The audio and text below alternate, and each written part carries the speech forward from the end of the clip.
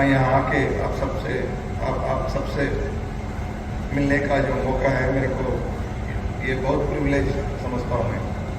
और तब पहले जब मेरे को इन्विटेशन लेकर आए थे तो उस वक्त बता रहे थे कितने ये चैरिटेबल ट्रस्ट के तरफ से कितने प्रोग्राम्स उन्हें सिटी में और बाहर में भी, रूरल एरियाज में भी ये लागू कर रहे हैं और कितने बच्चे इससे बच्चों को फ़ायदा हो रहा है।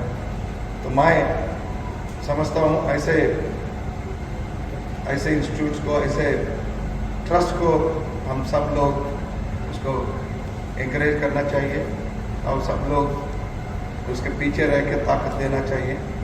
मैं मुबारकबाद देता हूँ जावेद साहब को और पूरे ट्रस्ट मेंबर्स को कि आप अच्छे काम कर रहे हैं और आप ऐसे ही अच्छे काम करते रहना।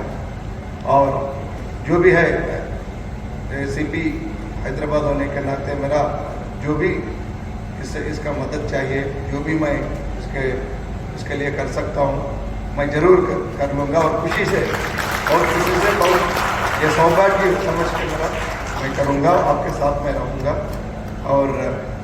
और ज़रूर हम आने वाले दिनों में बैठ के जो भी प्रोग्राम्स है उसमें क्या कर सकते हैं, पुलिस का भी क्या रोल होना चाहिए, आप लोग हमको बता दीजिए, हम आपके साथ रहेंगे।